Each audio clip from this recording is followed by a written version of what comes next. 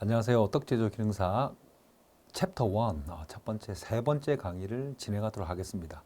그 앞에서 1강, 2강에서 제가 뭐 쌀의 특성이라든지 아밀로스와 아밀로펙틴의 차이라든지 맵쌀과 찹쌀의 차이라든지 아이오딘 반응이라든지 주재료 공유에 대한 특성에 대해서 자세히 설명을 드렸다면 이제 3강에서는 부재료의 특성에 대해서 가겠습니다. 제가 1강에서 그 떡 재료의 분류에 대해서 나눌 때 주재료와 가장 잘 맞는 코드가 잘 맞고 주재료의 부족한 부분을 잘 채워주는 그 사람으로 따지면 주재료가 남편이면 부재료는 부인과 같은 존재거든요. 마누라 부인과 같은 존재인데 부인처럼 맵쌀에 필요한 찹쌀에 필요한 공유에 필요한 주재료에 필요한 아이들을 가장 잘 채워주는 친구가 부재료라고 할 수 있겠습니다. 자, 부재료의 특성. 부재료는 주재료의 부족한 영양소적인 부분을 보완하거나 일단 영양소가 떨어지는 거 못한 거를 부재료가 채워주는 거예요. 그리고 맛을 더할 때 사용하는 재료로서 주로 부재료나 고물 등에 쓰이는 재료로 떡의 이름이 붙여집니다. 제가 그거는 챕터 1강에서 말씀드렸죠. 어떤 콩가루가 들어가는지 어떤 부재료가 들어가는지에 따라서 떡의 이름이 정해지는 거예요. 그러니까 남편 정민수로의 삶보다는 부인 강세은이잖아요. 세은이잖아요. 부인이. 그러면 세은이 남편이 되는 거죠. 저는 없는 거죠. 그리고 지금은 유한이 아빠, 세은이 남편이 되는 거지 주재료는 자기가 이름이 있다고 해서 그 이름이 중요한 게 아니에요. 누구의 아빠, 누구의 남편으로 사는 것처럼 마찬가지입니다. 부재료가 어떤 콩가루가 들어왔어요. 뭐 청콩가루가 들어왔으면 청콩가루, 찰떡 뭐 이렇게 들어가는 거죠. 그래서 그 이야기를 하는 거고요. 콩설기떡, 콩이 들어갔는데 알고 보니까 맵쌀로 만든 설기떡이에요. 그런데 콩이 먼저 나왔어요. 근데 콩은 부재료거든요. 그래서 콩설기떡, 쑥떡, 쑥이 부재료로 들어갔는데 떡이 된 거예요. 그리고 오메기떡 등 주재료를 떡의 제목으로 쓰지 않는 이유를 유추해 보면 우리 조상들은 이름을 지을 때 그 맛이 강하게 느껴지거나 지역의 색을 담거나 이런 것들을 떡의 이름으로 지었어요. 그래서 뭐 콩, 팥, 채소, 과일 등 이런 것들이 들어가서 이름의 첫 글자를 차지했습니다. 그런데 그 이름의 첫 글자를 차지한 애들이 부재료가 많았다. 특히나 부재료 중에서도 고물이 많았다. 이렇게 할 수 있습니다. 그럼 부재료를 좀 나눠볼게요. 부재료는 크게 두류, 콩, 팥, 녹두, 강낭콩, 땅콩, 동부같이 두류, 콩과에 속하는 작물들이 있고요. 서류, 감자, 고구마 등의 작물로서 덩이죽이나 뭐 뿌리를 이용하는 작물, 그리고 견과류, 뭐 밤, 호두, 은행, 잣 등의 뿌리나 뭐 이런 것들에서 만들어진 건데 흡수된 영양분이 종자 내 저장기관에 모여서 발달한 부분을 식용으로 이용하는 것이다. 뿌리 자체를 먹는 게 아니라 저장기관에 모여 종자 내에서 저장기관에 모여갖고 톡 튀어나온 발달한 부분을 식용으로 이용하는 것이다. 뭐 외피가 단단하고 식용 부위는 곡류나 두류처럼 떡잎으로 되어 있다. 그리고 과일류, 뭐 사과, 배, 복숭아, 자두, 감귤 여러 가지가 있고요. 비타민이나 이런 걸 섭취하기 좋다. 그런데 우리나라는 특히나 과일로 만든 떡들은 그렇게 아주 대성한 우리 식생활에 많이 먹는 그런 떡들은 좀 드뭅니다. 과일보다는 아까 말했던 콩을 이용한 두류를 이용한 떡들이 거의 대부분 대세고요. 약간 밀렸어요. 그리고 엽채류, 뭐 쑥, 쌍추, 느티, 수리치 이런 것들을 먹는데 특별한 날 먹는 떡들이죠. 그리고 쑥은 뭐 우리 떡의 아주 대표적인 부분이라고 해서 그런 것들을 먹는 건 엽채류, 잎을 먹는 것들. 그리고 과채류, 오이, 참외, 호박, 딸기, 사과 과일을 먹는 것들, 그 어떤 식물의 과일을 먹는 것들, 그리고 근체류, 감자, 고구마, 당근무, 뿌리 근자 써가지고 뿌리를 먹는 애들 뭐 이렇게 있습니다. 그래서 대추는 견과류가 아니다. 떡을 만들 때 사용하는 대추는 건과류다. 대추를 견과류라고 할 수 있거든요. 근데 떡의 분류에서는 이상하게 대추는 건과류, 말라있는 과일의 종류로 포함을 하는 경우가 일반적이다라는 거 기억해 주시고요. 그런데 혹시나 시험 문제에 나왔는데 다음 중 뭐 부재료에 뭐 견과류가 아닌 것은 했는데 대추보다 더 아닌 친구가 들어간 거예요. 갑자기 당근, 무. 그러면 그럴 때는 대추가 견과류가 맞습니다. 무슨 말인지 다음 중 견과류가 아닌 것은 해가지고 뭐 여러 가지 뭐 호두 뭐 이런 것들 나오고 1번, 2번, 3번이 1번, 2번이 확실한 견과류. 그리고 3번이 대추, 4번이 당근. 그러면 무조건 대추가 견과류에 포함을 해줘야 돼요. 그건 답이 아니죠. 하지만 완벽한 견과류 세 종류 사이에 대추가 있으면 그거는 견과류일 때의 대추가 아니라 건과류, 말라있는 과일류로 보는 게 맞습니다. 그거를 써놓은 거고요. 그 다음에 이제 부재료 중에서도 내가 제일 잘 나가는 부재료는 고물. 고물은 떡의 이름과 맛을 좌우하는 가장 중요한 부재료 중에서도 하나다. 앞서 설명한 것처럼 고물은 겉고물, 겉에 묻히는 고물과 속고물로 나뉘는데 경단, 인절미, 단자 등을 만들어 겉에 바르는 겉고물과 맛있죠. 겉고물과 송편, 뭐 또 일부 단자 그리고 계피떡 같이 속에 넣어서 맛을 좌우하는 소로 쓰이는 속고물이 있다. 떡의 쌀가루와 속의 속고물은 떡이 속까지 더욱 잘 익게 하는 틈을 주어 쌀가루만 뭉쳐있는 무리떡, 설기떡보다 속에 고물을 넣은 켬떡류, 층층이 있는 켬떡류들이 훨씬 잘 익는 이유가 쌀가루보다 입자가 굵은 고물류가 들어가면 틈이 생기거든요. 그 틈으로 스팀이 잘 들어와서 떡이 한층 더 맛있고 더 잘 익고 저 풍부한 풍미를 느낄 수 있습니다. 그래서 그 말을 하는 거고요. 더욱 잘 익게 하는 틈을 주어 떡을 더욱 맛있게 호화되게 하고 겉고물은 찰기가 있는 떡들이 만들고 나서 찰기가 있어요. 근데 얘네들이 계속 들러붙는단 말이에요. 모양은 만들어 놨는데 어떻게 해야 돼요? 겉에다가 겉고물을 콩가루 같은 걸 묻혀주면 떡들이 서로 붙는 거를 방지하며 그것 때문에 또 식감이 부드러워지거든요. 너무 입에 달라붙어도 안 좋잖아요. 맞죠? 찰떡 같은 거 금방 쪄가지고 입에 넣어보면요. 이게 말도 못할 정도로 막 그 너무 들러붙는 특성이 있어요. 사실은 찰떡류는. 그런데 그런 너무 들러붙는 걸 좀 방지하는 역할을 하죠. 그래서 부드러운 식감을 주는데 큰 역할을 한다. 종류에는 팥고물, 콩고물, 깨고물, 녹두고물 등이 있다. 자, 그 다음에 이제 부재료가 끝나서 이제 색소 발색대에 대해서 설명을 드리겠습니다. 떡에 색을 내는 재료는 자연에서 나온 재료들을 말려서 빻아서 분말로 사용하거나 물에 불려서 색상을 내어서 사용하며 섬유질이 많은 질긴 것들은 쌀가루에 빻는 기계에 함께 넣어서 빻아서 사용한다. 이게 시험 문제에 자주 나옵니다. 자, 보세요. 떡에 색을 내는 재료는 자연에서 나온 재료를 말려서 빻아서 분말로 사용하는 게 일반적이라고 제가 아까 앞에서 설명드렸죠. 1강에서 설명드렸습니다. 그리고 물에 불려서 색상을 내서 사용하는 거 제가 아까 뭐라고 했죠? 두 글자. 기억나세요?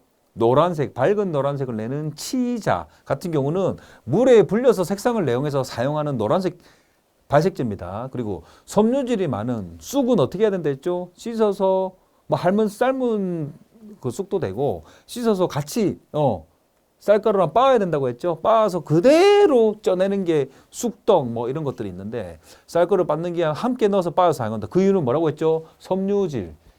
내부에 이렇게 현미경으로 보면 아주 구조 자체가 섬유질이 좀 촘촘하다는 거예요. 그래서 질겨진다는 거죠. 그 섬유질 때문에 같이 넣어서 기계에다가 빻아가지고 같이 사용해야 된다. 그 이야기를 하는 거고요. 나머지는 읽어보시면 되겠는데 전원색소는 떡의 식감을 좋게 하는 발색의 효과가 가장 중요하다. 첫 번째는 무조건 색을 내는 거예요.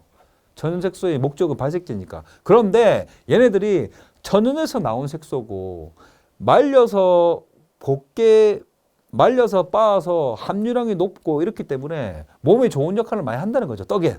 그래서 제가 떡을 평생의 방향성으로 생각하고 사업을 하게 되고 교육 사업을 하게 되고 책을 쓰고 했던 여러 가지 이유는 이 떡이 갖고 있는 매력 때문이었습니다.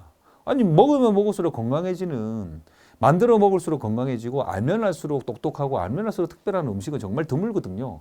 근데 떡은 정말 완전 식품이고 완벽한 식품이고 정말 멋있는 그리고 역사가 오래된 나름대로 뼈대 있는 집안의 좋은 자손이에요. 그래서 색소 자체도 예사롭지가 않습니다. 그 옆에 색을 내는 색소들이 뭐 과자를 만들 때 내는 공업용 색소들은 이런 성분이 없잖아요. 그런데 떡을 만들 때 쓰는 색소들은 색상도 이쁜 역할을 하지만 발색제로서의 아주 뛰어난 역할을 하지만 그냥 아무 생각 없이 색 내려고 색소를 넣었어요. 우리는 그 내용을 몰라. 어떤 게 좋은지. 그런데 넣고 나서 보니까 항암 작용을 해요. 암에 안 걸리게 하고요. 면역력을 개선해요. 뭐 피부병이나 이런 것도 낫게 하고요. 면역력이 좋아지면 잠도 잘 자고 밥도 잘 먹고 변도 잘 누고 면역력이 개선되고요. 황산화 작용을 하고요. 산화 반대말이 산화된다는 말의 반대말이 황산화 작용이죠. 안 늙어진다는 거죠. 그리고 사람의 몸에 도움이 되는 좋은 역할을 한다. 색도 이쁘게 낼 수 있는데 몸의 건강도 챙기게 되는 일석이조의 효과 색소가 갖고 있습니다. 그다음 그중에서 팁 아까 제가 1강에서 설명드렸죠. 치자는 따뜻한 물에 불려 색상을 내어서 사용합니다. 별표 2개, 계피. 앞에서도 말을 했습니다. 계피는 색소의 종류보다는 향신료로 많이 사용됩니다.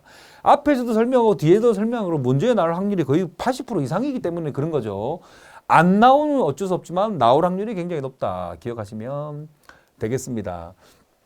자, 아래쪽에 뭐 과일류 가지고 수분 잡고 하는 거는 간단하게 설명드리면 떡을 만들 때 필요한 수분의 양이 200g인데 우리가 과일을 넣으면 과일류는 수분 함량이 굉장히 높잖아요. 우리가 천연색소는 말라 있는 가루를 쓰다가 과일류 가지고 수분을 넣는 거예요. 수분을 넣어 가지고 그 즙을 가지고 색소를 그 색을 내기 위해서 하는데 무슨 뜻이냐면 떡을 만들 때 과일을 즙을 내서 색소를 사용할 때 과일 즙을 냈잖아요. 약간 우리로 따지면 묽은 그러니까 수분 덩어리죠. 그거는 90%의 수분이라고 보는 거예요. 그래서 내가 떡을 만들 때 200g의 수분이 필요해요. 이 떡에. 그런데 과일을 즙을 낸 물을 200g을 넣으면 그거를 90%의 수분이라고 봐서 물로 따지면 180g의 수분이 들어간다고 생각하기 때문에 과일즙 200g을 넣으면 물은 보충해서 20g만 넣으면 일반적으로 물을 200g 넣을 때와 같은 형태의 같은 정도의 수분이 들어간다고 판단된다는 글입니다. 이해되시죠? 과일즙은 수분 함유량이 90%라는 거 기억하시면 어렵지 않습니다. 자, 그다음 이러다 보니까 이제 색소의 종류에 대해서 설명하다 보니까 식물성 색소의 성분에 대해서 이제 조금 알아야 됩니다. 갈색, 우리 태닝하러 간다. 갈색으로 몸을 태우러 간다. 갈색은 텐닌이고요. 노란색, 황색은 플라보노이드, 카로티노이드인데 저는 어떻게 외우냐면 노란색, 황색은 이드예요. 이드 뒤에. 노란색, 황색은 이드, 카로티노이드, 플라보노이드 뭐 단어 잘 아시면 좋겠지만 급하게 공부하시는 분들은 이드, 영어로도 이드, 한글로도 이드. 그리고 붉은색 라인은 베타라인 안토시아닌인데 얘네들은 인닌이에요. 인닌 이렇게 기억하시면 되고요. 녹색은 클로로핀인데 그냥 클로렐라 녹색은 이렇게 기억하시면 어렵지 않습니다. 이렇게 설명해 주니까 다 맞추더라고요. 수강생이 다 맞췄어요. 고맙다고. 이렇게 기억하시면 되고요. 코치닐이라는 성분이 있는데 이게 저번 떡제조 기능사 시험에 2020년 3회차 시험 때 이게 나왔다고 하더라고요. 저한테 수업받던 수강생이 메일로 보내주셔서 제가 급하게 썼습니다. 저는 교재에 원래 없었던 내용이거든요. 코치닐 해가지고 선인장에 기생하는 곤충의 수컷인데 그것에서 추출하는 적색계의 염료를 말한다. 그러니까 적색계, 갈색, 노란색, 황색, 붉은색, 녹색, 적색 하면 적색은 여기다가 적색, 코치닐 이렇게 기억하시면 되는 거. 여기에 보기에 코치닐이 나왔는데 저한테 수업을 배웠던 수강생이 코치닐이 뭐지? 그래서 저한테 메일이 온 거예요. 아, 선생님 코치닐을 안 배웠는데 그건 뭡니까? 자기는 틀리지는 않았지만 확실한 답이 있었지만 코치닐이 몰라서 이렇게 돼 있다. 적색을 말한다. 기억하시면 되겠습니다. 그리고 코치닐은요 식물성 색소가 아니에요. 동물성 색소예요. 동물성 색소. 동물염도. 말했잖아요. 기생하는 곤충의 수컷의 색깔이에요. 선인장이 기생하는 곤충의 수컷의 색깔을 적색으로 쓰는데 그게 코치닐이다. 그렇게 기억하시면 되겠습니다. 떡제조 기능사에 왜 동물성 색소를 보기 문제로 넣었는지 저는 모르겠어요. 저희는 동물성 색소를 쓸 일이 별로 없거든요. 자, 그 다음에 고명. 제가 앞서 고명은 사람으로 따지면 메이크업처럼 미모를 완성하는 마지막 단계라고 했잖아요. 떡을 전문적으로 잘 만들고 대회에서 수상을 많이 하신 분들은 떡 자체도 아름답고 예쁘게 잘 만들지만 처음부터 어떤 떡을 만들 때 고명도 똑같이 생각을 합니다. 아, 내가 설기떡을 만들면 그 위에다가 지금 봄이니까 쑥이 많이 나니까 어린 쑥의 모양을 따라한 절편을 예쁘게 만들어서 수 놓아서 올려놓을까? 이런 여러 가지 그 어떤 디자인적인 생각을 같이 겸해서 하거든요. 근데 우리가 뭐 김치를 만들 때 고명을 하거나 뭐 된장을 만들 때 고명을 하거나 이렇게 하기는 힘들잖아요. 맞죠? 뭐 찌개에도 뭐 고명을 조금 몇 가지 채소를 올려서 하긴 하지만 떡은 고명이 반이라고 생각하시면 돼요. 예쁜 떡은 인기도 많고 맛도 더 있어 보이거든요. 식감으로 먹으니까 고명이 하는 역할은 정말 중요합니다. 사람으로 따지면 메이크업 못지않아요. 고명은 떡의 맛을 돋보이기 위해서 떡 위에 뿌리거나 얹는 것들을 말한다. 고명은 주로 제철에 나온 식용꽃이나 견과류, 정가 등을 만들어서 올리는 게 보통인데 제가 아까 말했죠. 콩을 익혀서 모양을 내서 올리거나 대추를 돌려깎기 해서 누른 다음 칼로 섞어서 매알추로 올리는 꽃대추 형식이 있고 뭐 바물서로 올리는 경우도 있고 서기버섯 등으로 간단하게 전철해서 높은 형태로 간단하게 올리는 게 있고 뭐 여러 가지 종류가 있는데 제가 아까 크게 세 가지라고 했죠. 첫 번째 정가류.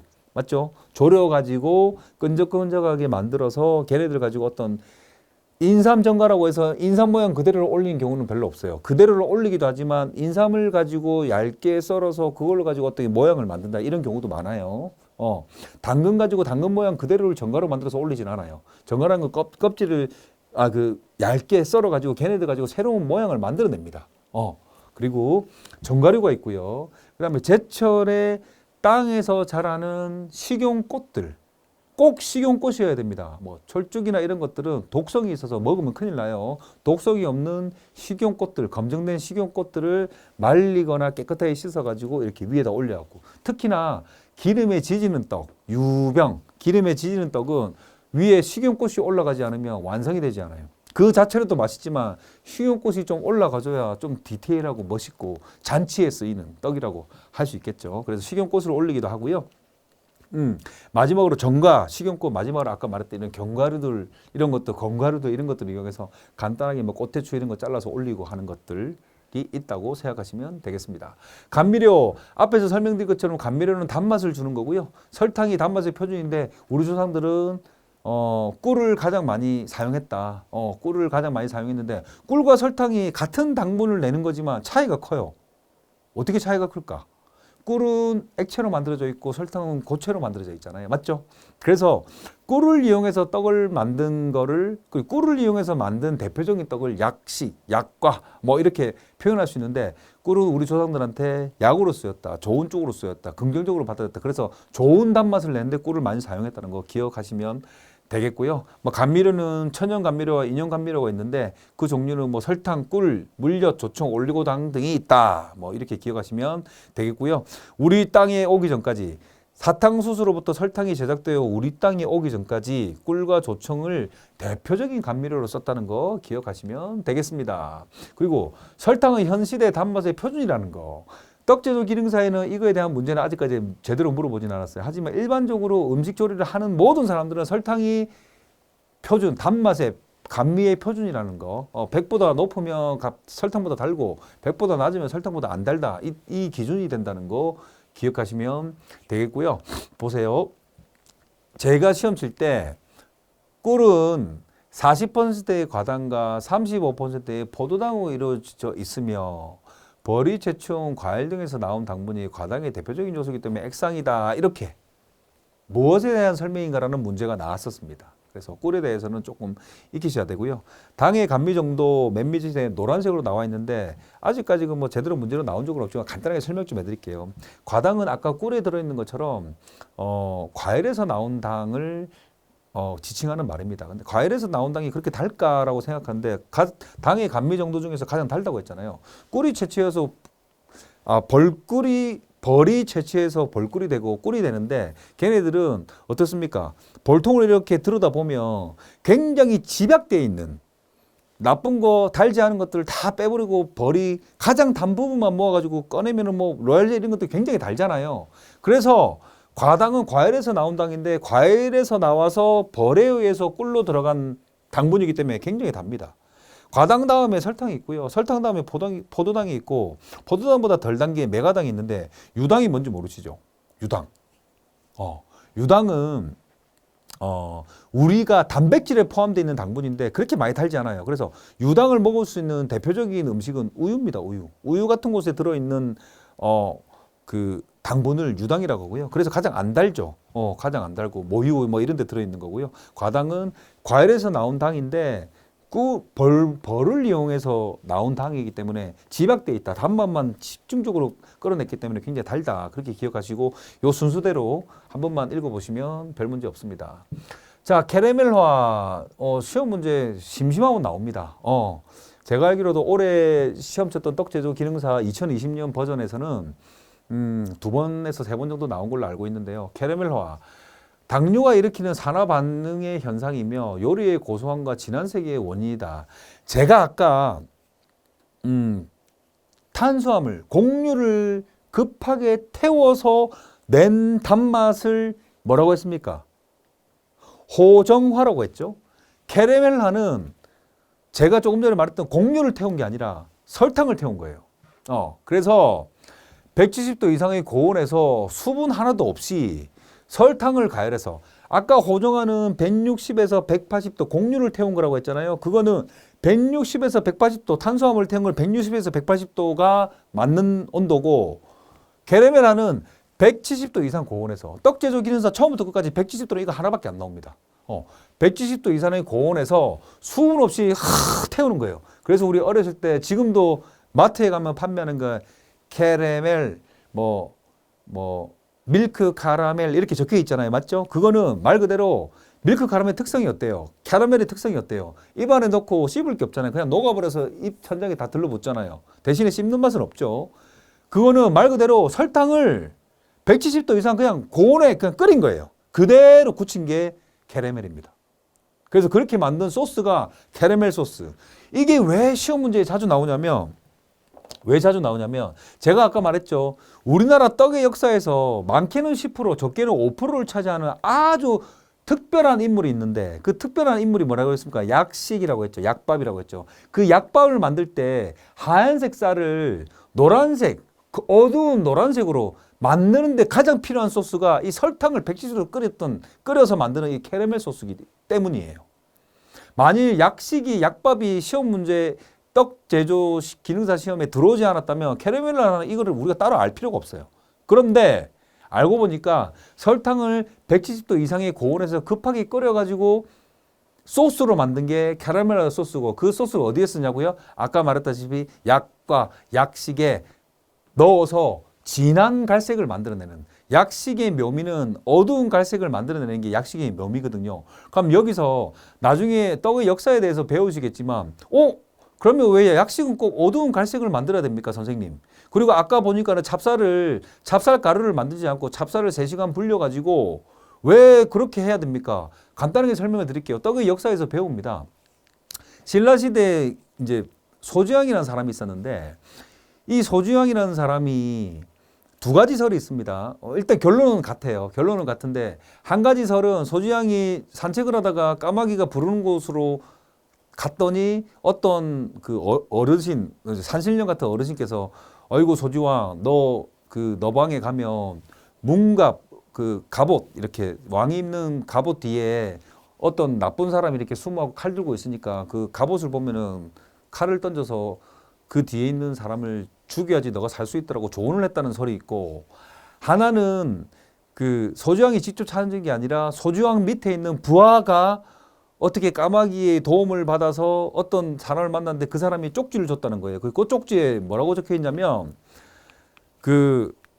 너가 이 쪽지에 있는 내용을 해독을 하면 두 사람이 죽고 해독을 못하면 한 사람이 죽는다. 무슨 뜻이냐? 이 쪽지에 있는 내용대로 지키지 않으면 너 혼자 죽고 쪽지의 내용을 지키면 두 사람이 죽는다. 알고 보니까 소주왕의 왕비가 스님이랑 바람이 나서 소주왕을 죽이려고 하는데 그 스님이 아까 말했던 왕이 입는 갑옷 문갑 뒤에 숨어 있었다. 살해를 하려고 숨어 있었다. 근데 이게 실화인지는 아닌지는 모르겠는데 삼국시대를 표현했던 삼국사기, 삼국유사 두 권의 책에 이게 수록이 돼 있어요. 이 내용이. 그래서 그렇게 해서 까마귀 두 가지 설화가 모두 다 까마귀가 주축이 되어 있거든요. 까마귀가 불렀다고 돼 있어요. 까마귀가 신호를 줬다고 돼 있어요. 막 평소와는 다르게 막 깍깍깍 울면서 막 주위를 맴돌았다 이런 기록이 돼 있거든요. 그러면 이 소주왕이 어떻게 됐든 간에 이 설화가 사실이라면 까마귀 때문에 목숨을 건졌잖아요. 그래서 부탁을 하는 거예요. 나인들한테.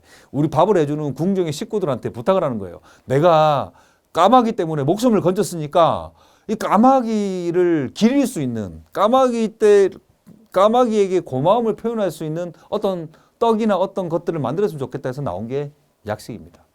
그래서 약식을 잘 만드는 사람은 꼭 까마귀의 색깔처럼 어두운 우리 하얗디 하얀 찹쌀을 어두운 갈색 그리고 세련되고 광택이 흐르고 윤기가 흐르는 어두운 세련된 갈색을 만드는 게 키포인트인데 그렇게 어두운 갈색을 만들기 위해서 설탕을 태워서 캐러멜을 시켜야 된다.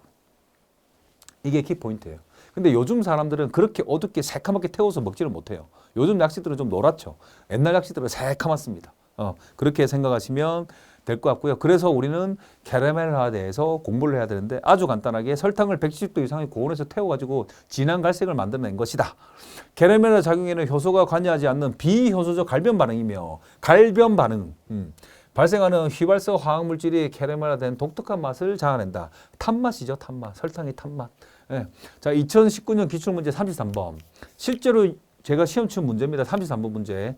약식의 양념, 캐러멜 소스 제조 과정에 대한 설명으로 틀린 것은 방금 제가 몇 도시라고 했습니까? 170도시라고 했죠. 캐러멜 소스는 130도시에서 갈색이 된다. 갈색 안 됩니다. 되죠? 연한 갈색이. 자, 1번 설탕과 물을 넣어서 끓인다. 대신에 물 갈로 열고 채소화. 물을 최대한 적게 넣어야 되겠죠. 그래야지 110도까지 빨리 올라가겠죠. 두 번째, 끓일 때 젖지 않는다. 실제로 이 떡제조 기능사 책을 일타 클래스랑 같이 쓸 때 필기와 실기 교재를 두 가지를 준비했는데 실기 교재의 레시피에 이렇게 적혀 있어요. 끓일 때 젖지 않습니다. 말 그대로 태워야 되고요. 3번 설탕이 갈색으로 변하면 불을 끄고 물엿을 혼합한다. 예전에는 이 물엿 대신에 꿀을 혼합했죠. 근데 이제 꿀보다는 물엿이 다루기가 쉽고 구하기 쉽기 때문에 우리는 레시피상에 물엿을 혼합한다고 돼 있는데 옛날 분들은 약식의 약자는 꿀약자라고 했죠. 그래서 꿀을 넣어서 혼합하는 게 약식이었습니다. 요즘엔 좀 변형이 되었죠. 근데 물엿 말고 꿀을 혼합한다고 해도 정답입니다. 그렇게 기억하시면 될 것 같고 답은 조금 전에 설명드린 것처럼 130도에서 갈색이 된다? 절대 아니다. 170도 이상의 온도에서 갈색이 된다. 정답입니다. 자, 뭐 조미료 읽어보시면 되고요. 보기 문제로 한 번씩 나온다고 해서 제가 수록은 해놨는데 저는 뭐 별로 중요하지 않다고 생각합니다. 읽어보시면 되고요.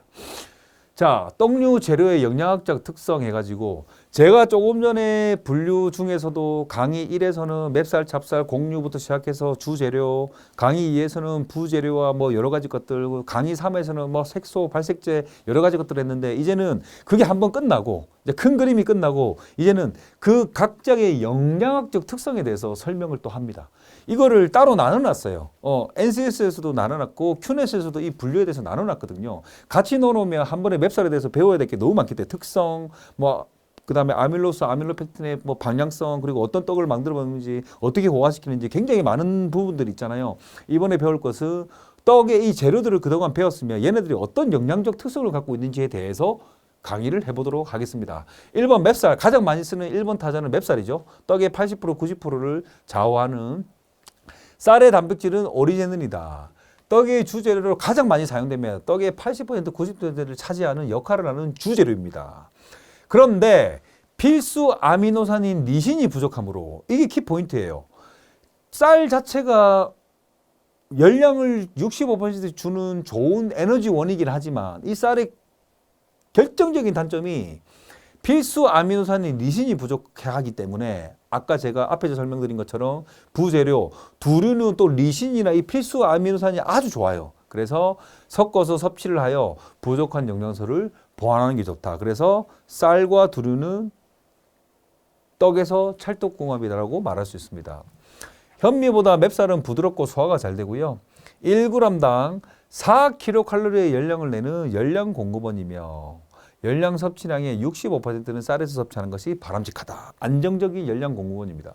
요즘 사람들 탄수화물 많이 먹으면 그렇죠. 근육량이 줄고 뭐 살이 좀 찐다고 말씀을 많이 하시는데 탄수화물도 몸에 나쁜 탄수화물과 좋은 탄수화물이 있는데 나쁜 탄수화물은 공장에서 억지로 만들어낸 정제된 탄수화물이에요. 일반적으로 내가 씹어서 탄수화물을 섭취할 수 있도록 떡이라든지 밥이라든지 이런 형태는 많이 먹지를 못합니다. 그거는 정제되지 않은 탄수화물. 그런데 쌀을 가지고 곱게 빻아서 그걸 가지고 어떤 뭐 소스랑 섞어가지고 이렇게 만들어내는 그런 제품들은 정제된 탄수화물 그런 것들은 아주 많이 섭취하게 되고 우리가 필요로 하는 이상의 것들을 먹게 되기 때문에 살이 찌는 겁니다. 제 생각이 아니라 9시 뉴스에 나왔습니다. 그래서 그렇게 생각하시면 되고요. 떡은 그렇죠. 요즘 시대 사람들의 입맛에 비하면 당분이 높은 건 사실이에요. 하지만 저는 직접 씹어서 우리가 몸에서 이렇게 먹을 수 있는 이상을 못 먹는 이유가 섬유질이 많이 함유되어 있었고 많이 씹어야 되기 때문에 그렇게 많이 비정제된 탄수화물이기 때문에 정제된 탄수화물에 의해서 많이 섭취를 할 수 없기 때문에 살이 찐다는 의견에 반대입니다. 저 살 안 쪘잖아요. 떡만 15년을 먹었는데 15년 넘게 먹었는데 살 안 찝니다. 네, 자. 쌀에는 6에서 8%의 단백질이 함유되어 있다. 쌀 단백질은 다른 곡류에 비해서 보세요. 단백질도 수준이 높아요. 다른 곡류에 비해서 양질의 단백질이다. 이거 기억하시면 될 것 같고요. 맨 밑에 별표 보시면 주재료에 부족한 리신은 콩에 많이 함유되어 있어 주재료와 가장 좋은 영양학적 균형을 콩이 가지고 있다. 그래서 둘이 찰떡궁합이다. 자, 두 번째 찹쌀. 찹쌀에는 아밀로펙틴 성분이 99% 이상 함유되어 있고요. 이거 떨어졌다. 찹쌀에는 아밀로펙틴 성분이 99% 이상 함유되어 있고 찹쌀의 탄수화물로 주요한 성분인 당질은 포도당으로 분해되며 뇌 활동에 필요한 영양소다. 아까 뭐 이거에 대해서 다 설명했는데요. 여기서는 뭘 외워야 되냐면 이거예요. 찹쌀의 주요한 영양 성분은 단백질, 육종, 탄수화물 이것도 중요하지만 이외에 칼슘, 비타민 B1, B2가 찹쌀에 많이 들어가 있다는 거. 그리고 식이섬유가 소량 함유되어 있다는 거. 비타민 B1, B2 기억하세요. 자, 맵쌀 다시 갈게요. 보세요. 렛쌀에는 단백질이 오리제인이고요. 그리고 필수 아미노산인 리신이 부족하다고 분명히 적혀 있고요. 찹쌀에는 비타민 B1, B2 그리고 식이섬유가 소량 함유되어 있다는 거 기억하시면 되겠습니다. 찹쌀은 피로감을 회복시키고 신진대사를 촉진시키고 몸을 따뜻하게 하는 효과가 있다. 찰옥수수는 찹쌀과 같이 아밀로펙틴을 100%로 구성되어 있어 호화가 잘 되고 수분이 많다. 키포인트입니다. 자, 밀, 떡에는 그렇게 밀을 많이 그렇게 문제로 내진 않지만 그래도 중요한 부분 또 알아야 되는 부분은 노란색으로 표시를 했어요. 밀은 단백질 함량이 매우 높고요. 글루테닌, 글루아딘으로 구성되어 있고 찹쌀과는 반대로 이뇨작용에 소변을 내는 작용에 효과가 있어서 체내에 몸 내부에 과잉 축적된 염분 및 나트륨을 분해하여 소변으로 나오게 하는 효과가 있다. 몸의 열기를 빼어 독기를 제거해주면 혈액순환을 원활하게 해준다. 밀에도 이런 좋은 성분이 있다는 거 기억하시면 될 것 같고요. 보리 중요합니다. 자주 나옵니다. 찹쌀, 맵쌀도 중요하지만 보리의 식이섬유인 베타글루칸 예상 문제집마다 나와요. 보기의 식이섬유인 베타글루칸은 대장에서 담즙과 결합한 뒤 몸 밖으로 배출되면서 혈중 지지 수치를 낮추며 혈당 조절에도 도움을 주는 것으로 알려져 있다. 보리의 식이섬유인 베타글루칸 꼭 기억하세요. 그리고 보리는 겉보리와 쌀보리와 겉보리가 있어요. 그리고 보리의 단백질은 호르데인으로 약 10% 정도 있다. 리신, 트리토판, 트레오닌 등 필수 아미노산 함량이 적다. 그런데 칼슘, 철, 인 등 무기질 비타민 B 복합제가 많은 편이다. 최고의 자연 강장제라고 볼 수 있다. 그래서 이런 거 외울 때 어떻게 하냐면요. 보리 쓰고 옆에다가 중요한 거 베타글루칸 그리고 최고의 자연 강장제 그리고 무기질 비타민 B 복합제 이렇게 키 포인트만 몇 가지를 써서 외우세요. 요건 조금 외워야 될 부분이 있습니다. 다시 한 번 더 정리하면 보리의 식이섬유인 베타글루칸은 콜레스테롤 함량을 저하시키는 효과가 매우 좋으며 섬유소가 많아 정장작용에 좋으나 섬유소가 많아서 이 속을 정리하는 작용이 좋으나 장내에 가스가 차고 보리 많이 먹으면요 소화율이 낮다 방귀도 많이 끼고요. 그래서 보리의 단점이라고 할 수 있고요. 메가 또는 엿기름 가루는 발효된 보리가루로서 술, 엿, 감주 등의 제조에 사용된다. 요즘에는 보리 가지고 그렇게 떡을 많이 만들어 먹지는 않지만 그래도 중요한 재료로서 기억을 하셔야 되고요. 메밀. 제가 아까 메밀을 언급하려다가 수업 시간이 너무 길어져서 메밀을 언급을 안 했는데요. 아까 제가 맵쌀, 찹쌀 이야기할 때 맵쌀에 막내딸, 셋째 딸과 같이 예쁘고 까칠하고 수분을 적게 먹는 좋은 친구가 있다고 말씀드렸잖아요. 그 친구의 이름이 아밀로우스인데 아밀로우스가 100%인 친구가 있어요. 얼마나 까칠할까. 그런데 맛있어요. 찬성분이 많고 그게 메밀이에요. 그래서 우리가 속이 찬 사람들, 속에 소화가 잘 안 되는 사람들이 메밀 잘못 먹으면 소화가 잘 안 돼서 계속 고생하는 경우가 되게 많아요. 왜냐하면 딱딱한 성분, 수분을 좀 적게 먹는 성분이 있기 때문에. 근데 찬 성분이기 때문에 우리나라 사람들은 음식의 온도에 대해서, 식감의 온도에 대해서, 혀끝에 닿는 온도에 대해서 전 세계적으로 가장 민감한 민족 중에 하나거든요. 그래서 우리나라 사람들은 여름에는 시원한 거, 근데 이상하게 그거보다 또 더 더운 여름에는 또 뜨거운 걸 먹어서 반대로 땀을 흘리면서 또 순간적으로 체온이 낮아지는 거에 대해서 또 쾌감을 느끼고 그런 것처럼 우리나라 사람들은 굉장히 식감에 대해서 민감하고 혀끝에 닿는 감각에 대해서 굉장히 민감한 사람들인데 메밀이 아주 그 매니아층이 형성되도록 차가운 성분이고 좀 강한 맛을 갖고 있기 때문에 사람들이 좋아하죠. 찬 성분을 가진 메밀은 맵쌀에 20% 포함되어 있는 아밀로스 100%로 이루어져 있다. 리신이 6% 정도 포함되어 있고 단백질이 10% 이상 함유되어 있다. 이런 것들이 있고요. 차가운 성질의 메밀은 여름철 더위로 인해 체내 온도가 높아진 것을 낮춰주는 역할을 한다. 그러니까 쾌감을 느끼는 거예요. 순간적으로 확 차가운 게 들어오니까 그 역할을 한다. 자, 그 다음 흑미. 아까 제가 앞에서 설명할 때 현미와 더불어 흑미도 12시간 이상 불려야 되고 최대 24시간까지 불려야 되는 껍질이 딱딱한 곡류다라고 말씀드렸죠. 흑미에는 안토시아닌이 검은 콩보다 무려 4배나 더 들어있고요. 비타민 B군을 비롯하여 철, 아연, 셀레늄 등의 무기염류는 일반 쌀에 5배 이상 함유되어 있다. 사실은 내용만 보면 굉장히 어려운 부분인데요. 제가 아까 말했죠. 흥미해가지고 옆에 키포인트 단어만 쓰라고요, 몇 개. 그 단어는 몇 개는 저도 그렇게 외웠습니다. 그래서 그런 식으로 조금 몇 가지 외워야 되고요. 이것은 노화와 여러 질병을 일으키는 체내의 활성산소를 효과적으로 중화시킬 뿐만 아니라 심장병, 뇌졸중, 성인병, 암 예방에도 좋은 성분이 알려져 있다. 죄송한데 재료가 갖고 있는 영양학적 특성에 대해서는 어떤 문제가 나올지는 사실은 그렇게 정형화되지 않아요. 이런 게 어떤 구조가 만들어져 있고 그렇진 않아요. 지금까지 뭐 떡제조 기능사가 만들어지고 시험을 한 네다섯 번밖에 안 봤기 때문에 확실하게 안 잡혀 있는데 제가 만일 시험 문제를 내는 사람이라면 이 문제를 꼭 낼 것 같습니다. 네. 요즘에 흥미에 대한 중요성이 사라지고 떡에서도 흥미가 조금 사라지는데 굉장히 좋은 친구거든요. 강점이 많은 친구이기 때문에 저는 이 부분에 대해서 조금 기억을 해달라고 당부를 드릴 거고요. 보세요. 똑같은 말입니다. 12시간에서 24시간 정도 수치 물에 담근 다음에 빻아서 사용해야 되고요. 여러 번 씻거나 수치무에 여러 번 헹구면 검은색이 계속 벗겨져요. 그래서 많이 그렇게 씻으려고 하지 마시고 보리는 깨끗이 빡빡 씻을 필요가 없다. 흑미는 깨끗이 빡빡 씻으면 검은색이 계속 보라색으로 바뀐다. 그래 좋지 않다. 그 이야기 하는 겁니다. 콩, 별표. 떡의 부재료 중 가장 좋은 성분이 많아 주재료의 공유의 부족함을 채워주는 역할을 한다. 제가 한 5번 이상 언급했죠.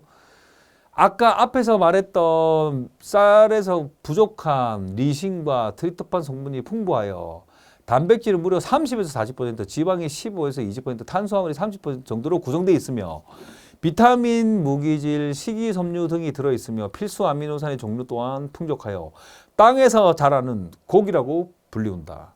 어떤 제가 존경하는 떡 학자님께서 책을 쓸 때 뭐라고 했냐면 이 책을 쓸 때 콩에 대해서 아주 콩에 대해서 존경심을 가지고 서양에 있는 음식에 대해서 반감을 가지고 책을 쓰게 됐는데 알면 알수록 이 콩이라는 게 정말 대단하고 존경스럽다라고 이렇게 책을 쓰면서 이렇게 표현을 하셨더라고요. 인터넷에.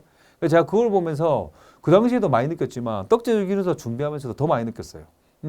좋은 성분이 너무 많아서 그렇죠. 좋은 성분이 너무 많아서 떡의 한 축을 담당하는 아까 약식이 떡 전체 그 지분으로 따졌을 때 5%, 10%를 차지하는 것처럼 대단한 친구라고 했는데 그 약식만큼 콩이나 팥의 종류도 그 존재도 떡에 있어서는 아주 중요하기 때문에 시험 문제에 나온다는 거. 중요하니까 시험 문제 꼭 나와요. 제대로 된 시험 문제를 내시는 분이라면 꼭 나올 수밖에 없는 부분이라고 생각합니다. 자, 특히나 단백질 지질을 함유하여 주재료의 영양상의 부족함을 메꿔준다. 단백질, 지진, 리신 계속 귀에 지금 박히도록 설명하고 있습니다. 그리고 콩 사용상의 중리사항 하나 설명드릴게요. 콩류는 조리 시간이 좀 많이 오래 걸리므로 가열 전에 수침 과정을 거쳐 6시간에서 9시간 정도 불려서 사용한다. 팥은 불려서 사용하면은 안 되죠. 팥은 불리면은 이 배꼽이 툭툭 터집니다. 벌어집니다. 아래가 갈라짐이 생기죠. 콩은 오랫동안 불려서 사용해야 돼요. 같은 두류지만 사용하는 게 틀립니다. 콩을 불리는 이유는 가열 시간의 단축이나 조직의 균이나 영하 등을 목적으로 하거나 탄닌, 사포닌 등의 불순임을 제거하기 위함이다. 콩을 익히기 위해서 압력 조리를 하는데 기름에 물을 가하여 조리하면 거품의 발생을 현저히 줄일 수 있다. 이것도 한 번씩 보기 문제로 나오고요. 또 보세요. 하나가 더 있어요. 자, 외워야 될 게 하나가 더 있는데 여기 있네요. 보자. 자, 이 콩에는 단백질을 분해하는 효소인 트립신의 작용을 억제하는, 그러니까 단백질을 분해하기 위해서는 우리 몸에서는 트립신이라는 게 필요한데 이 작용을 억제하는 성분이 트립신 저해제가 별표 2개. 제가 이 별표해 드릴게요. 날콩, 생콩에 들어있다. 콩을 생고로 섭취하지 말아야 되는 이유에 대해서 설명하는 거예요. 이 단백질을 분해하는 효소가 트립신인데 이 트립신의 작용을 억제하는 거, 활동하지 못하게끔 하는 성분이 생콩에 들어있어요. 날콩에. 그래서 트립식 성분은 본래 장내 효소로 단백질을 가수 분해시키는 작용을 하는데 생콩을 먹으면 안 돼요. 그런데 이 트립신 저해제로 인해서 생콩을 먹어서 생기는 트립신 저해제로 인해서 단백질이 소화되지 못해서 설사하는 거예요. 그래서 TV에 보니까 생콩을 이렇게 먹어서 건강을 챙긴다고 하는데 그거 안 돼요. 절대. 몸이 건강할 땐 괜찮은데 몸이 좀 허약해졌을 때는 계속 설사하는 거예요. 그래서 날콩, 생콩에는 트립신 저해제가 있어서 그 트립신이라는 게 단백질을 분해하는 효소거든요. 그거를 해서 소화를 못 시킨다는 거예요. 계속 설사하는 거예요. 생콩을 먹으면. 날콩, 생콩 드시지 마세요. 그 이야기를 하는 겁니다. 중요한 키포인트고요. 떡 만들 때 뭐 생콩 먹을 일이 있습니까? 네, 없죠. 영양상으로 중요하다고 하니까. 자, 팥. 아주 중요해서 더 이상 다른 거랑 비교할 수 없을 정도로 중요한 콩이랑 팥. 팥은 탄수화물 68%, 단백질 20% 정도를 포함하고 있다. 비타민 B1을 가장 많이 함유하고 있으며 각기병 예방에 좋다. 아이고, 이 집 분필들이 제 성질을 못 이기네. 각기병이 좋다. 우유보다 무려 단백질이 팥이 6배, 철분이 116배, 비타민 B3는 20배. 끝내줍니다. 황산화 활성도가 뛰어나 성인병 예방에 효능이 있다. 근데 특히나 이 중에서 각기병 예방에 팥이 끝내준다는 거. 사포닌과 식이섬유가 풍부한데 탁월한 이뇨작용으로 체내에 불필요한 수분을 배출해 다이어트 효과가 좋다. 팥에는 사포닌이 풍부한데 떡을 만들기 위해서는 팥을 한번 삶아. 사포닌이라는 것이 너무 많은데 이거를 없애기 위해서는 팥을 한번 삶아 물을 버리고 새로 받아 다시 끓여 사용해야 된다. 아까 콩은 생거 먹지 말라고 했죠. 맞죠? 단백질 저해가 생겨서 소화를 못 시킨다고 했죠. 팥에도 단점이 있는데 이 사포닌이 많아요. 이 사포닌도 어떻게 보면 설사를 유발하는 제품이라고 할 수 있는데 이 사포닌이 있기 때문에 팥 역시나 한번 끓여가지고 다시 끓인 물을 버리고 새물을 받아서 조리해야 된다는 거 잊지 마십시오. 그리고 팥에는 다시 한 번 더 말씀드리지만 각기병 예방에 좋다. 각기병은 오로지 팥에만 이 책에서는 해당이 됩니다. 그래서 넘어가시면 되겠습니다. 자, 2019년 기출문제. 떡 제조 시 사용하는 두류의 종류와 영양학적인 특성으로 옳은 것은 드디어 옳게 왔죠. 조금 전에 배웠던 게 문제로 나왔습니다. 1번, 대두에 있는 사포닌은 설사의 치료제이다. 반대죠. 설사를 유발하는 거죠. 3번, 검은콩에는 금속 이온과 반응하면 색이 옅어진다. 금속 이온과 반응하는 게 아니라 자주 씻으면 수침하기 전에 물에 수세하는 과정을 여러 번 거치면은 원래 검은 건데 오염돼서 검은 줄 알고 계속 씻는다고 사람들이. 안 그래요. 그리고 4번, 땅콩은 지질의 함량이 많으나 필수 지방산은 부족하다. 반대죠. 그런데 자, 팥은 비타민 B1이 많아 각기병 예방에 좋다가 답입니다. 옳은 것은. 맞죠? 자, 각기병이 뭔지 궁금하시죠? 각기병이란 비타민 B1, 티아민의 부족으로 팔, 다리의 통증이 심하고 붓는 부종이 나타나는 질환이다. 팔, 다리가 붓는 거예요. 각기병이라는 게. 그래서 각기병이 걸리면 신경조직에 특히나 팔, 다리의 신경이 약해지고 근육이 허약해지며 심하면 심장병까지 와요. 그리고 경련이 나타나고 몸이 심하게 붓는다. 그래서 서양화되어 있는 서구 식단을 많이 하는 요즘 시대의 사람들이 몸이 옛날 사람보다 자고 일어나면 많이 붓게 되거든요. 그런 게 이런 걸 안 먹어서 그래. 팥 이런 걸 안 먹어서 그래. 네. 근데 떡을 자연스럽게 즐기다 보면 그런 병에서 자연스럽게 멀어지는 거예요. 왜 따로 건강식을 챙겨 먹어요? 떡을 많이 공복에 몇 개씩 매일 섭취하다 보면 자연스럽게 건강해지는 거. 저는 그렇게 하고 있습니다. 안 먹을 수가 없어요. 수업 끝나면 선생님들이 하도 갖다 줘가지고 예. 떡으로 하루 3끼를 먹는 적도 많이 있습니다. 자, 그 다음 기출문제 하나 더 갈게요. 떡의 영양학적 특성 설명으로 틀린 것은 해가지고 조금 전에 보면 떡 제조 시 사용하는 두류의 종류와 영양학적 특성으로 오는 것이죠. 두류의 종류와 영양학적 특성이라고 했죠. 이번에는 떡, 만들어진 떡의 영양학적 특성에 대한 설명으로 옳은 것은 틀린 것은 자, 틀린 것을 찾는 거예요. 2번, 무시루 떡의 무는 소화효소인 디아스타제가 들어있어 소화에 도움을 준다. 제 내용에는 무에 대한 설명을 제가 뺐습니다. 내용이 너무 많아서 책이 너무 두꺼워져갖고. 근데 이거 외우세요. 무시루 떡의 무에는 소화효소인 디아스타제가 들어있다. 그리고 쑥떡의 쑥은 무기질, 비타민 A, 비타민 C가 풍부하며 건강에 도움을 준다. 쑥은 뒤에 나옵니다. 이 내용이 들어있고요. 4번, 콩가루 인절미의 콩은 찹쌀이 부족한 단백질과 지질을 함유하여 아까 콩이 단백질과 지질이 있어서 찰떡궁합이라고 설명드렸죠. 자, 팥시루떡의 팥은 맵쌀에 부족한 비타민 D와 비타민 E를 보충한다고 되어 있어요. 맞나요? 앞으로 돌아가 볼게요. 보세요. 파스류떡의 파스, 맵쌀이 부족한 비타민 D와 E라고 돼 있는데요. 왜 틀렸는지 보여드릴게요. 제가 보여드려야 돼요. 이거는. 자, 비타민 뭡니까? 비타민 B1을 많이 가지고 있다는데 여기는 비타민 D와 E라고 돼 있죠. 특히나 비타민 E는 채소에서 유래하는 콩으로 만든 식용유에 많이 포함되어 있다는 거예요. 팥하고는 관계없는 이야기거든요. 비타민 E는. 그래서 이게 틀린 답입니다. 저는 이 문제를 시험을 쳤는데 저는 이 문제를 맞췄어요. 맞췄는데 이 비타민 E가 어디에 있는지 알았기 때문에 저는 맞췄어요. 근데 이 문제를 많이 틀렸다고 하더라고요. 근데 자세히 읽어보시면 틀릴 이유가 없습니다. 기출문제입니다. 실제 시험에 나왔습니다. 자, 그리고 계속 종류 설명드리면서 갖고 있는 특성들, 영양학적 특성들 계속 설명하겠습니다. 그 다음에 9번 치자.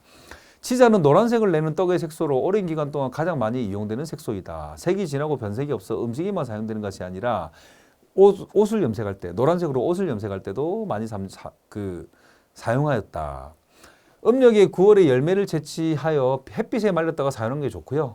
치자는 기관지 및 혈액순환, 독소 배출 등에 뛰어난 효능이 있다고 알려져 있고 별표 2개, 플라보노이드 성분이 신경을 완화시키고 플라보노이드 성분이 신경을 완화시키고 스트레스 해소에 도움을 주게 되며 불면증 개선에도 도움을 준다. 치자, 플라보노이드, 치자, 플라보노이드 꼭 외우시면 되겠습니다. 치자 요거 하나 더 설명하고 갈게요. 아까 설명했는데 치자를 사용할 때는 색이 노란색으로 진하고 큰 놈으로 사용되고요. 색이 노란색으로 아주 진해야 돼요.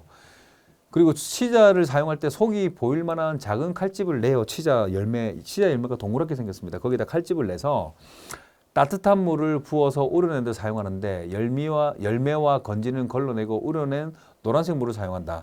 가끔씩 치자를 차가운 물로 사용하시는 분들이 있어요. 실전에서 요리학원에서도 실전에서 바쁘다 보니까 물을 안 끓여가지고 치자를 그냥 오래 담가 놓으면 되는 줄 알거든요. 근데 치자에는 유분이 있어요. 기름 성분이 있어요. 열매. 그래서 차가운 물을 오래 담가 놓으면 이 담가 놓은 물에서 그라데이션이 생깁니다. 기름 있는 유분 성분하고 밑에 치자의 원래 색깔하고 섞이질 않아요. 그래서 그거를 잘못 쓰면 떡의 색깔이 들쭉날쭉합니다. 그래서 따뜻한 물을 부으면 유분이 자연스럽게 녹으면서 뜨거운 물에 의해서 녹으면서 일정한 노란색, 밝은 노란색의 원하는 색을 낼 수 있는데 차가운 물을 부으면 아래쪽은 연하고 위쪽은 진하고 이렇게 그라데이션이 생겨요. 그래서 좋은 현상이라고 볼 수 없습니다. 그래서 치자는 꼭 따뜻한 물을 이용해서 물에 불려가지고 색상을 내야 된다는 거 기억하시면 되겠습니다. 치자는 절대 열매하고 건지 쓰지 않습니다. 다 걸러내고 그 치자가 녹은 그 색상을 입힌 물만 쓰는 겁니다. 네. 그리고 마뮤신 이렇게 외우는데요. 마의 끈적한 점진물은 뮤신입니다. 그래서 마뮤신이라고 외우시면 되고요. 주성분이 정분으로 15%, 20% 정도 되며 비타민 C가 풍부하고 아미노산, 지방, 인, 칼륨, 단백질 등으로 구성되어 있다. 기력 회복에 도움이 되며 장내 유산균을 증식시켜 장 건강에 도움이 되며 위 점막을 보호해주는 역할이 뛰어나며 마로 만든 떡이 그렇게 요즘 시대는 활성화되어 있지 않지만 우리 조상들은 많이 먹었는데요. 위암 환자들이 사실은 생마를 갈아가지고 많이 먹습니다. 왜냐하면 위 점막을 보호해줘서 위 궤양 있는 사람들, 위염 있는 사람들이 마를 많이 먹거든요. 저도 옛날에 많이 먹었었고, 저도 위가 안 좋았었습니다.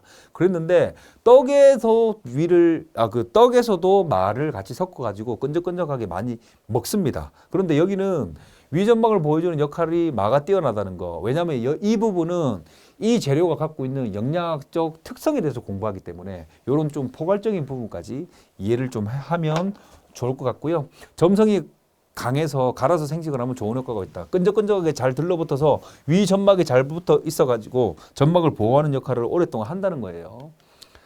자, 감자는 시험 문제에 좀 자주 나옵니다. 근데 감자도 잘 나오고 고구마도 잘 나오는데요. 외워야 될 부분이 좀 있죠. 감자는 다른 곡류에 비해서 입자가 커서 호화가 잘 됩니다. 싹이 돋는 부분은 알칼로이드의 일종인 솔라닌이 들어있고요. 이것에 독성이 있으므로 싹이 나거나 빛이 푸르게 변한 감자는 많이 먹지 않도록 주의해야 된다. 감자의 이눌린 성분이 체지방을 분해하는 효과가 있어 다이어트에 도움된다. 돼 있는데 감자는 뭘 외워야 되냐면 특성 중에 좋은 것보다는 나쁜 게 중요해요. 감자의 덜 익은 녹색 부분과 싹 부분에는 솔라닌이 아까 말했다 안 좋은 솔라린이 들어있다고 했죠. 그리고 부패한 감자에는 셉신이라는 독성 성분이 있다. 솔라린도 독성 성분인데 좀 약한 독성 성분인데 이거는 녹색 부분과 감자의 싹이 난 부분에 생기고요. 오래돼서 부패하거나 상하거나 아니면 싹이 완전히 자란 감자에서는 셉신이라는 독성 성분이 있어요. 그런데 이게 왜 시험 문제에 중요하냐면 우리나라 사람들이 고구마 감자에 대해서 보관상의 허용도가 너무 높아요. 맛이 갈 때까지 놔둔단 말이에요. 오랫동안 보관하는 게 기본이라고 생각하거든요. 안전하다 생각하거든요. 안 그렇습니다. 그래서 감자의 싹 부분에는 솔라린, 그리고 싹이 완전히 자라고 상하고 부패한 부분에는 셉신이 생긴다는 거 꼭 기억하시고 이 두 가지는 외우시기 바랍니다. 두 번째 고구마. 고구마에는 우주시대 최고의 식량자원으로 선정될 정도로 고구마는 지구상 가장 위대한 슈퍼푸드로 정평이 나 있다. 저도 인정합니다. 그런데 고구마의 단백질 성분이 이포메인이며 당분 함량이 많다. 익지 않은 고구마를 자르며 하얀색으로 흐르는 성분은 얄라핀이다. 그래서 고구마의 단백질은 이포메인이며 하얀색으로 생고구마를 잘라서 벌리면 하얀색의 물이 흐르거든요. 그 성분은 얄라핀이다. 그리고 고구마는 저장 기간이 길면 제발 부탁입니다. 고구마 우리 어머니도 진짜 맛이 갈 때까지 놔두거든요. 제발 부탁이에요. 고구마는 저장 기간이 길면 냉해에 의해 연부병이 생긴다. 꼭 기억하십시오. 감자, 고구마 오래 먹으면 안 돼요. 네. 싹이 나고 상하면 뭐가 생긴다? 솔라린, 셉신. 무슨 말인지 아시겠죠? 제 발음이 오늘 안 좋구나. 솔라닌이 생기고 셉신이 생긴다. 이 두 개 다 몸에 안 좋은 유해 물질이다. 기억하시면 되겠습니다. 토란 해가지고요. 토란은 제일 마지막에 호모젠티스산이라는 성분이 들어있어서 아린 맛이 나는데 토란은 그냥 먹으면 아린 맛이 나요. 이 성분들은 충분히 삶으면 제거가 됩니다. 토란으로 떡을 만들거나 토란으로 음식을 만들 때 호모젠티스산이라는 아린 성분이 있는데 이거는 삶으면 제거가 된다는 게 시험 문제에 자주 나옵니다. 토란을 신문지에 싼 다음 물을 살짝 뿌려 공기가 잘 통하는 서늘한 곳에 보관합니다. 토란은 그렇고요. 쑥, 별표. 이거는 별표를 10개를 줘도 아깝지 않습니다. 쑥은 4월을 대표하는 최고의 건강식품이다. 떡에는 매우 다양하게 쓰이며 예로부터 오랫동안 사랑받았다. 자, 줄 거 갑니다. 쑥에는 무기질, 비타민 A, 비타민 C. 어떻게 외우냐면요. 쑥 AC, 쑥 AC. 저는 이렇게 외웠거든요. 쑥 무기질 AC, 쑥 무 AC 이렇게 외워도 되고 쑥 AC. 쑥에는 무기질과 비타민 A, C가 풍부해서 쑥 AC 풍부해서 건강에 도움을 준다. 피를 맑게 하고 살균에도 좋고 진통에도 좋고 소염등의 효과가 있으며 부인병에도 그 효과가 탁월하다. 그래서 쑥은 남자들보다 여자들이 좋아했어요. 여자떡이라고도 많이 했습니다. 여자분들이 많이 드셔야 돼요. 다음 땅콩에는 지방 40%, 단백질 35%, 탄수화물 30%가 들어있는데 땅콩에는 키포인트가 뭐냐면 우리가 보지 못하는 소립종과 우리가 맨날 까먹는 대립종이 있다는 거. 소립종은 기름을 짜는 데 쓴 만큼 작아요. 입자가 너무 작아서 소립종이라고 부르는 거고 우리가 일반적으로 섭취하는 뭐 볶음 땅콩 이런 것들은 다 대립종이라는 거. 그게 시험 문제에 가끔 보기 문제로 나옵니다. 그래서 소립종과 대립종이 있다는 거 기억하시면 될 것 같습니다. 그 다음 녹두도 가끔 나와요. 녹두는 단백질 22, 당질 57, 식이섬유 10.49% 돼 있으며 필수 아미노산과 불포화 지방산이 풍부하여 피부의 질환에 좋고 체내 노폐물을 제거하는 효과가 있다. 녹두는 몸을 차갑게 하는 성질이 있어 열이 많은 사람에게 좋고 혈압을 낮춰주는 역할을 한다. 앞에서부터 무려 16가지의 지금 떡을 구성하는 재료의 영양학적 특성에 대해서 배워봤는데요. 나쁜 거 있습니까? 너무너무 좋아서 외울 수 없을 정도로 좋죠. 저는 그래서 이 떡 제조 기능사를 가리키면서 매일매일 이렇게 반복을 하면서 너무너무 짜릿합니다. 이렇게 좋은 거를 왜 안 먹지? 이렇게 좋은 거를 왜 사랑하지 않지? 이렇게 좋은 거를 왜 잊혀져 가는 거지? 이 국가 자격증을 통해서 대한민국 사람들이 떡을 좀 깊이 알고 즐길 수 있는 기회가 되는 것 같아서 너무너무 좋은 것 같아요. 그럼 옥수수의 탄수화물은 주로 전분이고 단백질은 제인으로 리신, 트리토판의 함량이 매우 적고 트레오닌 함량이 비교적 많다. 찰옥수수는 앞에 설명한 것처럼 아밀로펙틴 100%로 잡사과 같은 성질을 가지고 있다는 거 기억하시면 되겠습니다. 자, 3강 여기서 마무리하고요. 다음 강에서 뵙도록 하겠습니다. 고생하셨습니다.